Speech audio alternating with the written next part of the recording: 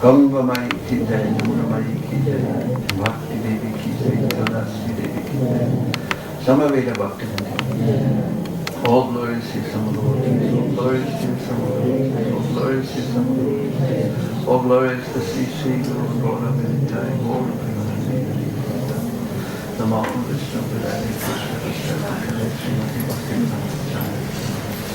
Namaste Saraswati Devi, Gaura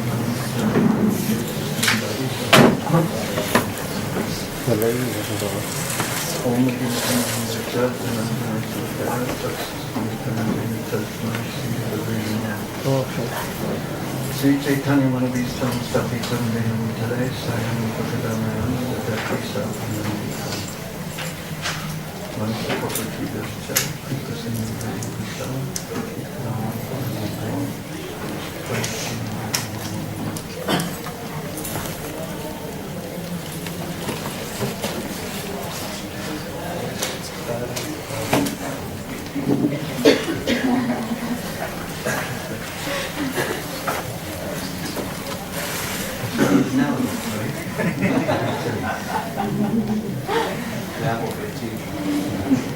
Then I'll have to share it.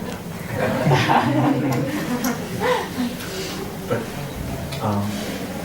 now I'll ask the most difficult of all questions.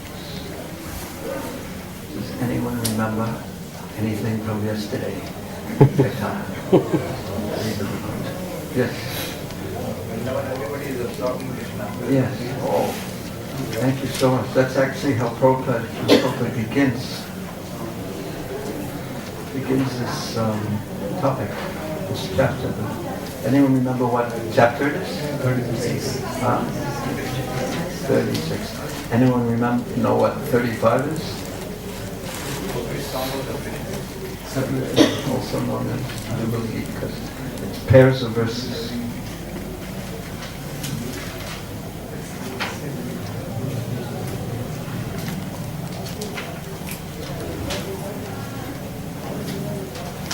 This is how Prabhupada begins this chapter. Vrindavan was always absorbed in thought of Krishna. Everyone remembered his pastimes and was constantly merged in the ocean of transcendental bliss.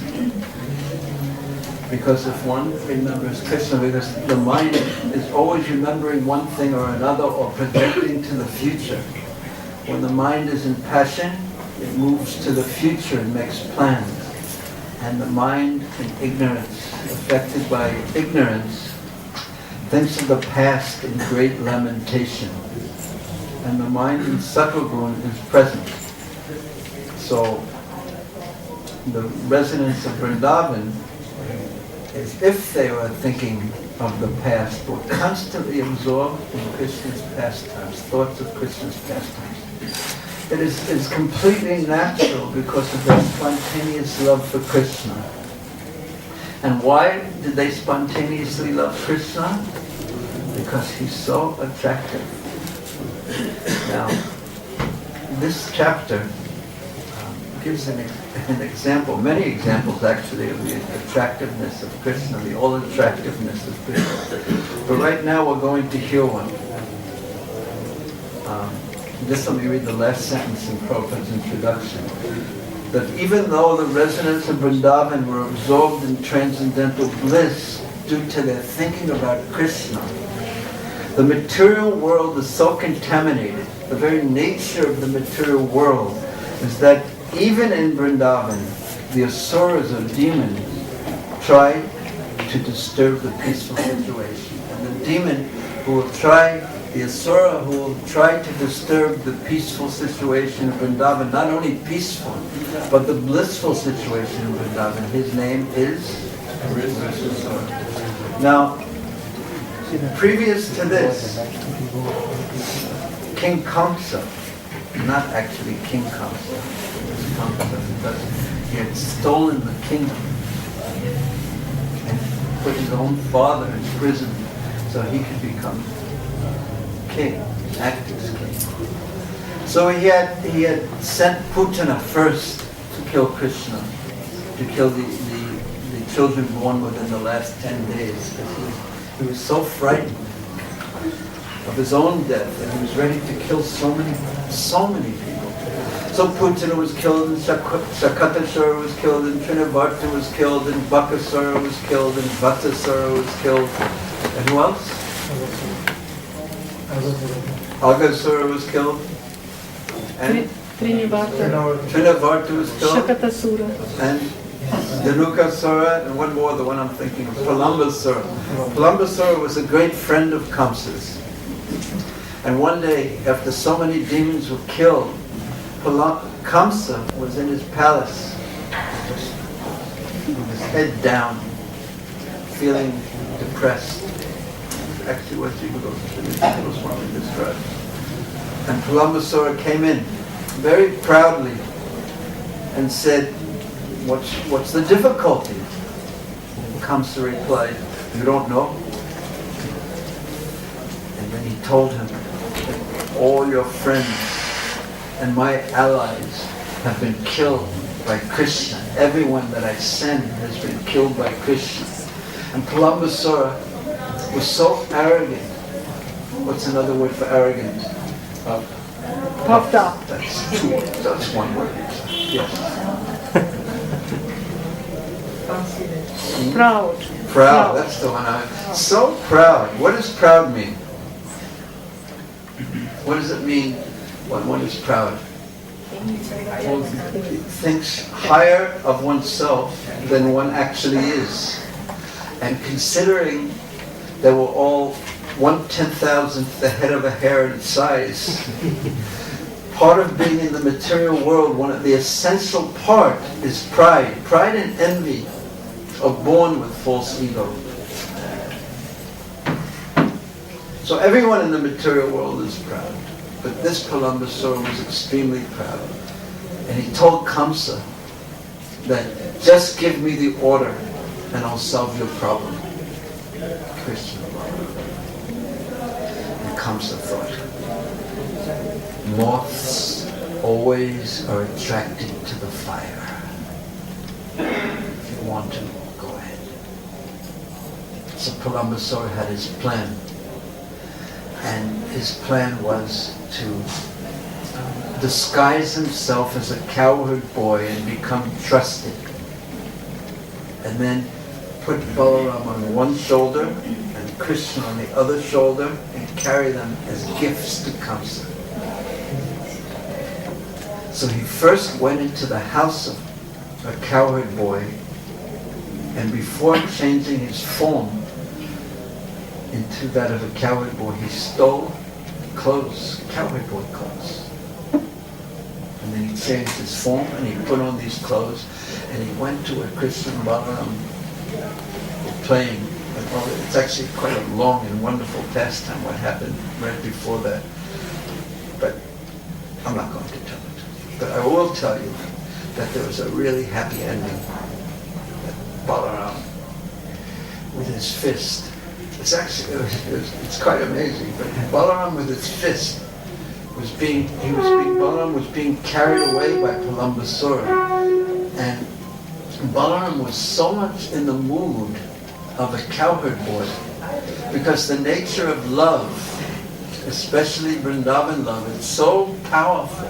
The love of the Brijvasis for Krishna, and the love of Krishna for the Brijvasis is so powerful that Krishna, the unlimited Lord, his self-identity, his feeling of who he is compressed, or you could say expanded even, depending upon what point you look at it from. And he even forgets that he's Sarvagya, he's all-powerful and all-knowing. He forgets it because he wants to be in the mood. Just experience the sweet exchanges of love with his cowherd boy friends, or Mother Yashoda, or Nanda Maharaj, or the other residents of Vrindavan. He wants to experience that. So to experience love as a cowherd boy friend with his friends, he can't be thinking, oh, I'm the controller of the universe, and from my skin holes and my expansion of Karanadaksha Vishnu, universes come, because that will interfere with the exchange of love, because sometimes when the boys are playing, they steal each other's lunch boxes, and sometimes they tease each other, because boys do tease each other, and sometimes they make one boy cry, and sometimes they make Krishna cry.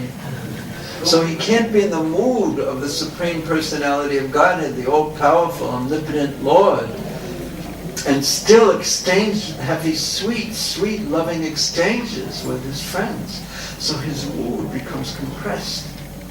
So Balaram, when he was in the mood of a cowherd boy, playing with his other cowherd boy friends, and with Kalambasura, he forgot he was the Supreme Personality of Godhead, and Kalambasura was carrying him away, and his idea was to kill him. And previously, he thought he was going to take Krishna and Balaram and throw him over his shoulders. But then, Krishna, who seemed so affectionate to him, suddenly changed, or his perception of Krishna changed.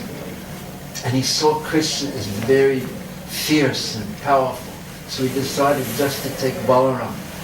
So Balaram was on his shoulders because Balaram's team had won and Krishna and Kalambasura's team had lost. And when Kalambasura was carrying Balaram away, Balaram became so heavy, and Kalambasura assumed his real form because of the weight. Just like sometimes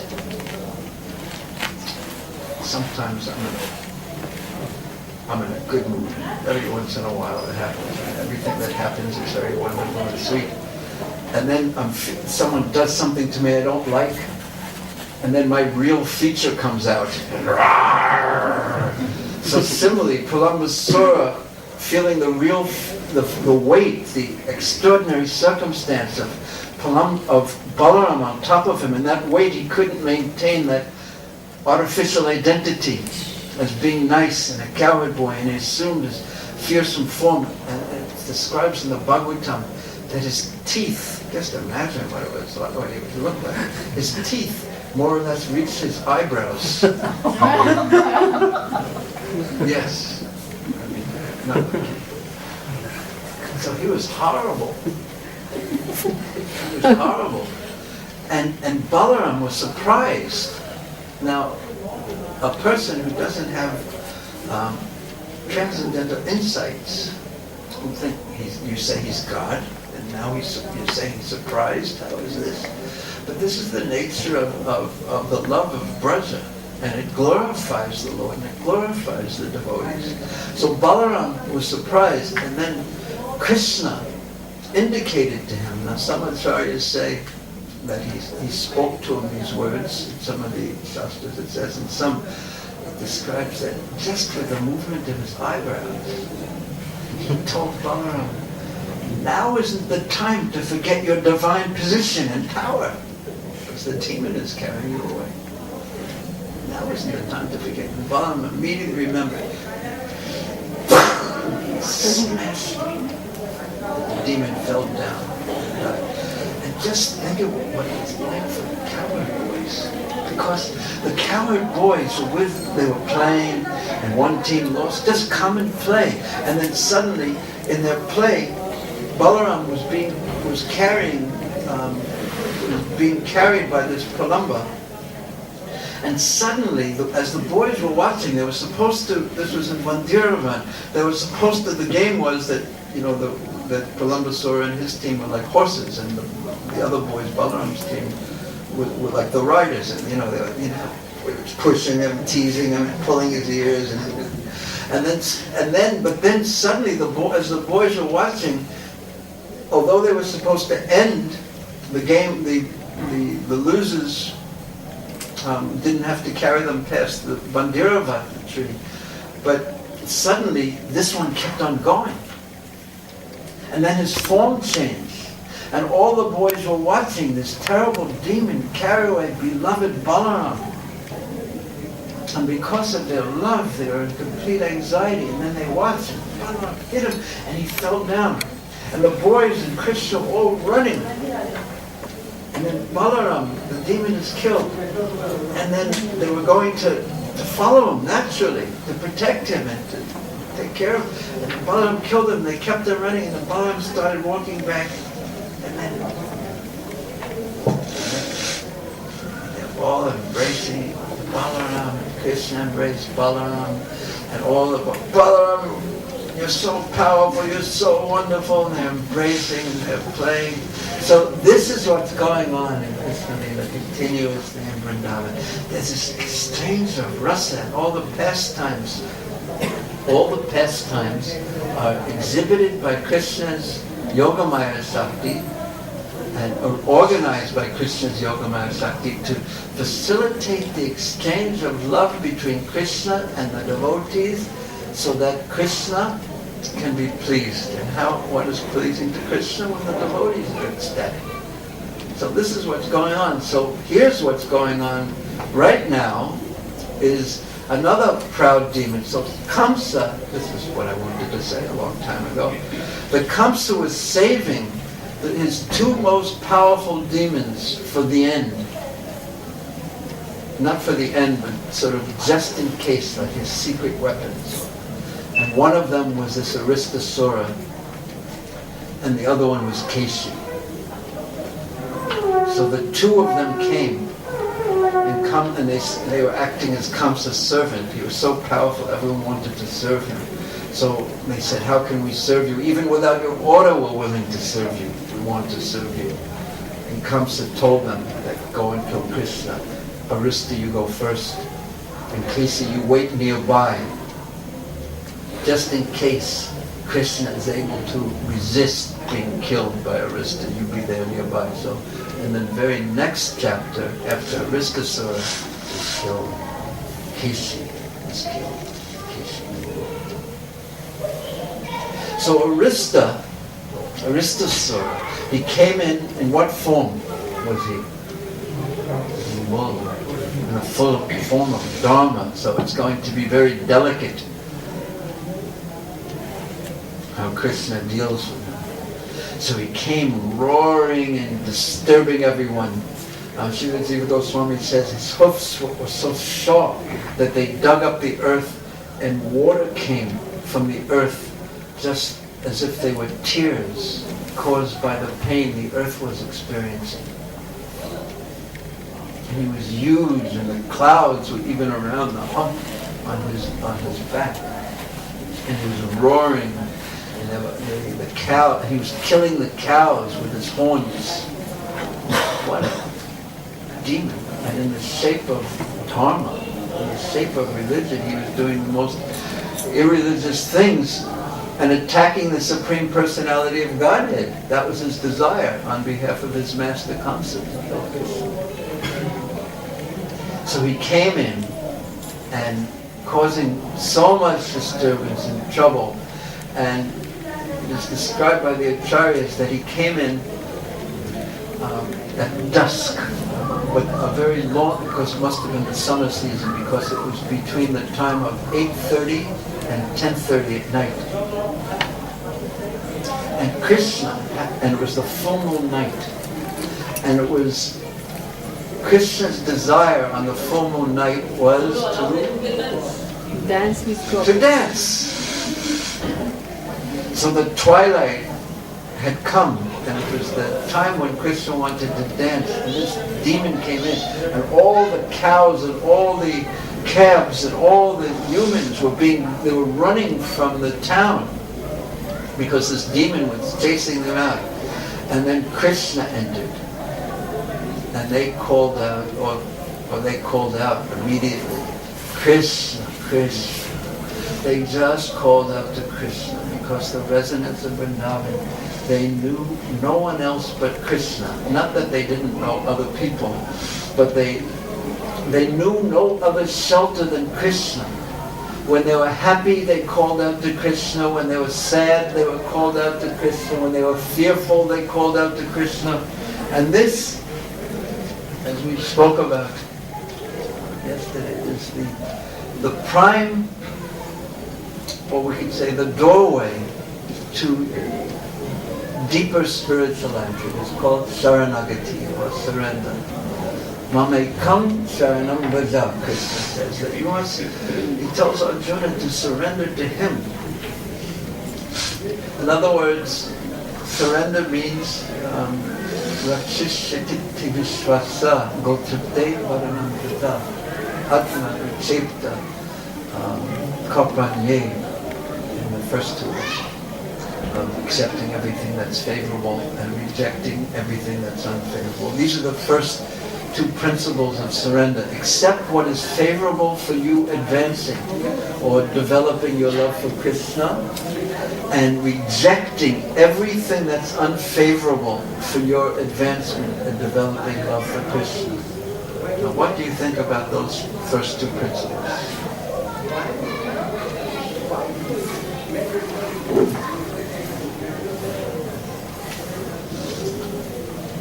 Very practical.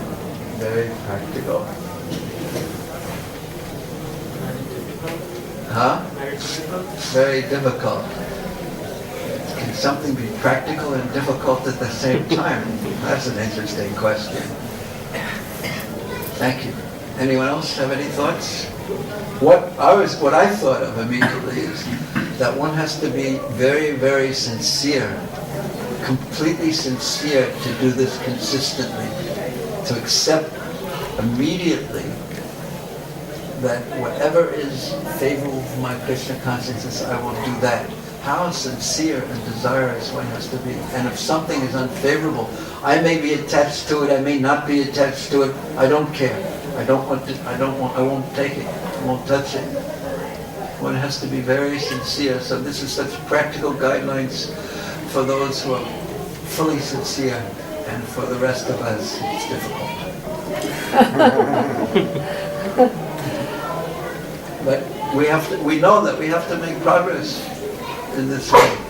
Surrender is really, it's the beginning of spiritual life, and one has to have sincerity and place one under self under Krishna's protection, and one has to be humble and understand that I have no ability on my own. And when we think that we have our own ability, well, in fact we don't, that is called pride. So this is a great disease of the human soul. His own pride. And Gotrapte Varanamdata means like a cow is placed under the care of the master. It's just natural for the cow. That we place ourselves under the care of Krishna. I am yours, Krishna. And considering, and if we deeply consider ourselves as Krishnas, that will naturally give birth to the concept or ability within us, just naturally to think that Krishna is ours. The two go together. I am yours, Krishna. You are mine. So Krishna came instantaneously when the residents of Vrindavan called for him. Immediately they were in fear and they knew nothing or no one but Krishna. So as soon as they full-heartedly called to Krishna, he was immediately there. Immediately. And what did he say? Does anyone remember? Don't be afraid. Don't be afraid. I remember this. Do you remember the Sanskrit of that? I think it is Mabaishta. Is that right? Yes? Mabaishta. Don't fear. Krishna tells Arjuna that same thing. But then Krishna did something. So he did many wonderful things. Srila Jiva Goswami describes the bull was roaring. And Krishna, being a cowherd boy, imitated the sound of an angry bull and roared back at him. And by saying that, by roaring in that way, he was saying, you can easily be killed. No problem. And then, this is what he said to Aristasura. And there's some important meanings to this. He appeared before Aristasura and said, you lowest of living entities, Why are you frightening the inhabitants of Gokul? What will you gain by this action? If you have come to challenge my authority, if you have come to fight with me, then I'm prepared to fight with you. So he stood like that in front of the demon. And there was one commentator, one of the authorities, who said, why are you challenging me and making so much noise from so far away? You should satisfy me, just like the ocean satisfied Agastya Muni. Just come close. Agastya Muni swallowed the ocean and became satisfied. You come close. Why are you staying so far away? And here he is, the most delicate and beautiful cowherd boy. And then, well, before I tell you the and then, this is the Sanskrit of that, because there's something very important that comes up.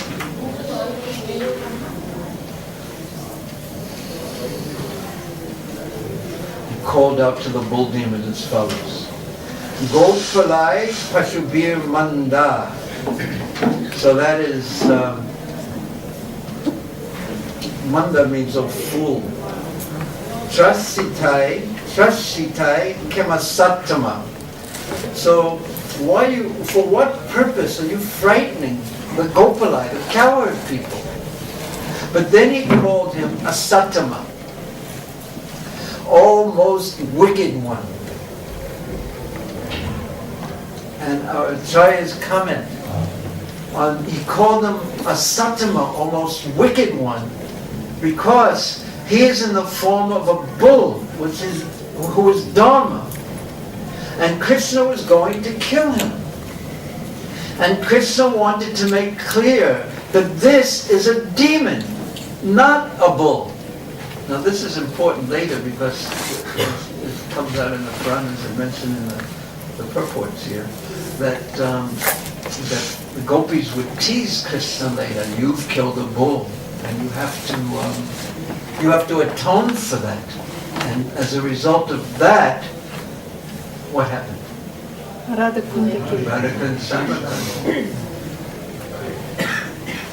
So Krishna is making the point that this isn't a bull, this isn't religiosity, because he is religion's opposite. He is wickedness. Wickedness? What's a good Hindi word for wickedness? Evil. Wicked. Evil. That might be English. But yes, evil. But that's exactly the right word.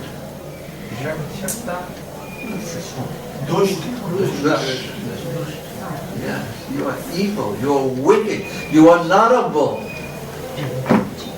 Why are you frightening these coward people? There they are in ecstasy, and you've come in, and your only business is to give them difficulty, to give them trouble, to kill them, and you're killing cows even, and you're in the form of Dharma. So you're not, this is just your external form. Inside, you are asattama, you are most wicked. So Krishna's meaning is very deep here. And then Maisha studied dustanam, fadvidanam duratmanam. You are contaminated miscreant like you. I am the punisher, Krishna says. Shastari, Shastra. Punishment. Chastise. So I am the punisher of contaminated miscreants like you. So this huge bull is terrorizing everyone and making these loud, ferocious sounds, and Krishna just stands in front of him and tells him this. I am the punisher of wicked miscreants like you. But then, listen to this. He said, if you've challenged my authority, I am prepared to fight with you. In this way, Krishna challenged the demon, and the demon became very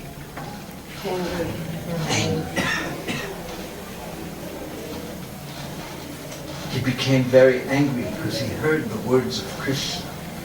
And then Krishna stood in front of him and he took his arm and he rested it on the shoulder of Subal, or some acharyas say Srila. So, this huge bull is there. Krishna, you rascal, I've come just to chastise you. And he just rests his arm on his shoulder. And he just laughed. And when Krishna laughed, Subal Saka laughed.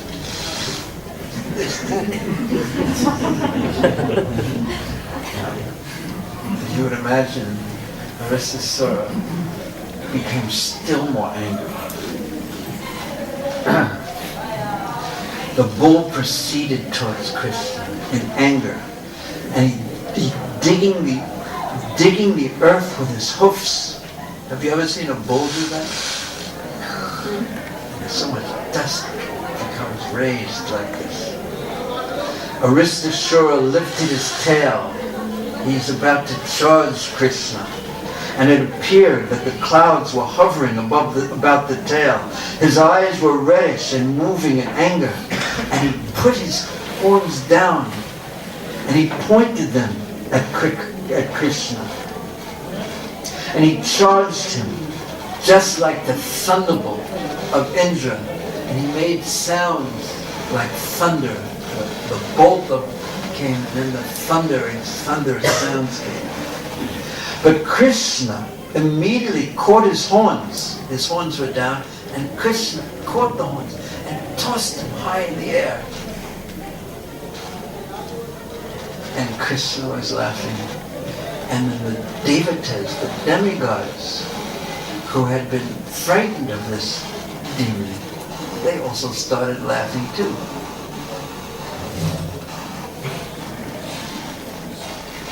But Krishna immediately caught his horns and tossed him away, just as a gigantic elephant repels a small, inimical elephant. Inimical means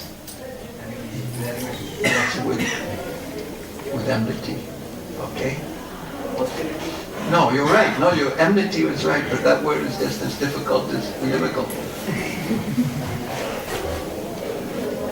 With anger, like that, not anger, like an enemy, as an enemy would approach. So if a small little elephant approaches a huge bull elephant, the huge bull elephant just tosses him away. So this is how Srila Prabhupada is describing how Krishna, who is small, dealt with this huge Aristasura. He just tossed him away.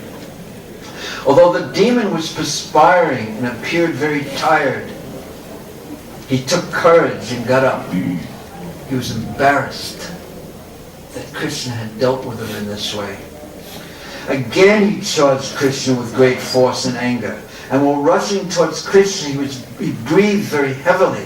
And Krishna again caught his horns and immediately threw him to the ground. He broke his horns. Srila Jiva Goswami described, he pulled out one of his horns and smashed it into his face. He's a demon. He was trying to kill Krishna. He was destroying all the residents of Vrindavan. So, how do you think the residents of Vrindavan, who were terrified before this, how do you think they felt when this demon was destroyed in this way? So then Jiva Goswami describes Krishna began to kick him. He even says the number of times he kicked the demon. Do you know how many? How many do you think he kicked him? How many times? No, more. How many times do you think he kicked him? 8 all. No, more. Less. Jiva Goswami says something very funny. He said that Krishna thought when he decided to kill him quite quickly because he thought This demon has no prem, he has no love for me. Why should I play with him? So he kicked him 18 times. 18 times. I wonder if it was that because it's 1 in 8 that's Krishna and the 8 gopis. No. Sorry.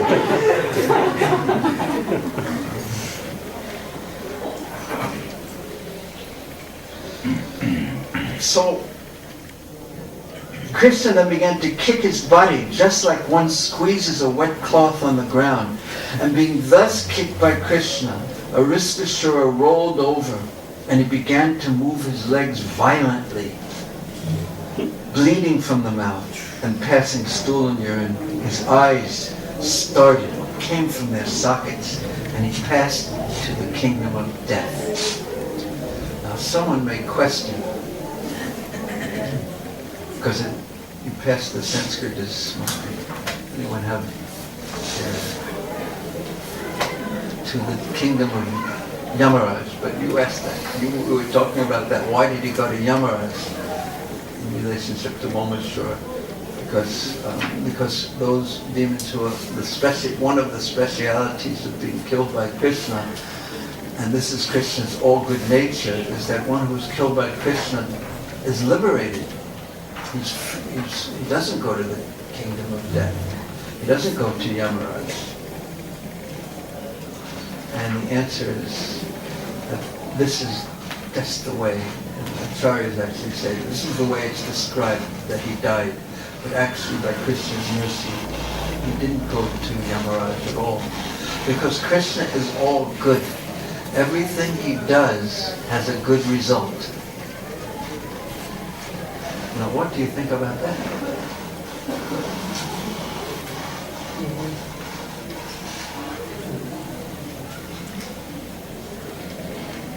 What do you think about that? It's very encouraging. This is what it means, that Krishna is the Param Satyam.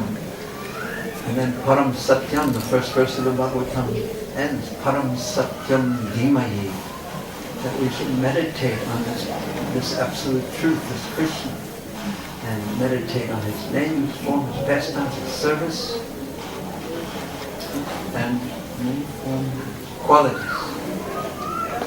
So one of his qualities is that everything he does has a good result. And it takes an expert, though, sometimes to extract the good result from a difficult circumstance. I saw this quality in Srila Prabhupada too. That I'm thinking of one time in particular, that very, very early in the days of the movement in 1970, there was a very difficult time for Prabhupada, for the movement. And so there was some problem with something in the leadership. And Prabhupada felt very discouraged. And he decided to go to India, to Bharat. He went to Mayapur. And up to that time, Prabhupada's preaching had been in the United States.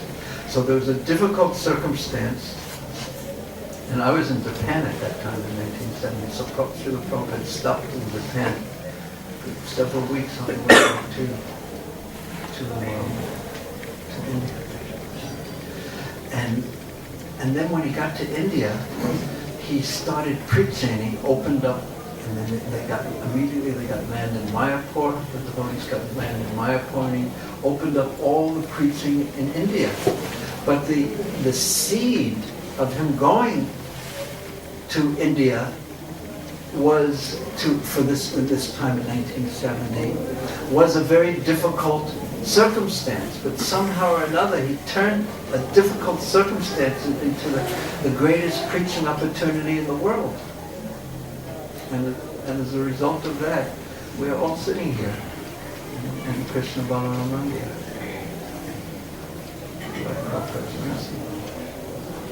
So this is a great art. Trust always that even in the difficult circumstance, and one needs such faith and such determination, such a vision, such strength of character and integrity in Krishna consciousness, to somehow or another what happens to use it somehow or another in Krishna's service, to figure out somehow or another to turn it into a positive circumstance.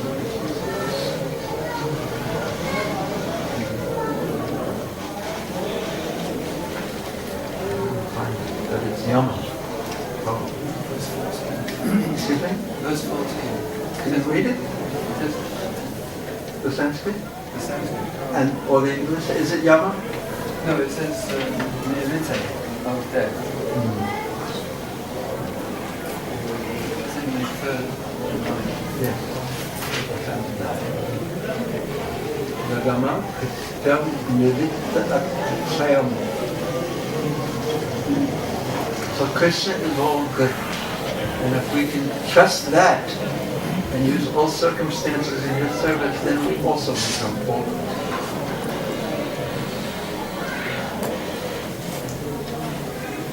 The demigods in the celestial planets showered flowers on Krishna for his wonderful achievement.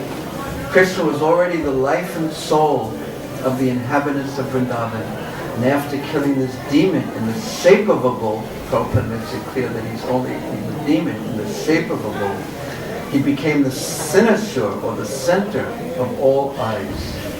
And with Balarama, he triumphantly entered Vrindavan village because they had all run out of the village, and he fought with Aristasura outside of the Vrindavan village. And the inhabitants glorified him in Balarama with great jubilation. When a person performs some wonderful feat, his kinsmen and relatives and friends naturally become jubilant. So something wonderful was born out of something difficult.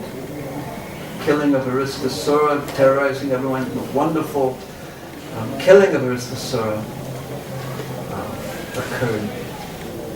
And now something very, very, very sad for the residents of Vrindavan will happen.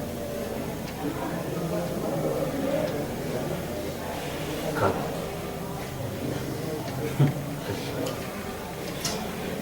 Shri Krishna Ki Jai, Shri Prabhupada Ki Jai, Shri Prabhupada Bhakti Ki Jai, Shri Krishna Balarama Ki Jai, Shri Krishna Katha Ki Jai.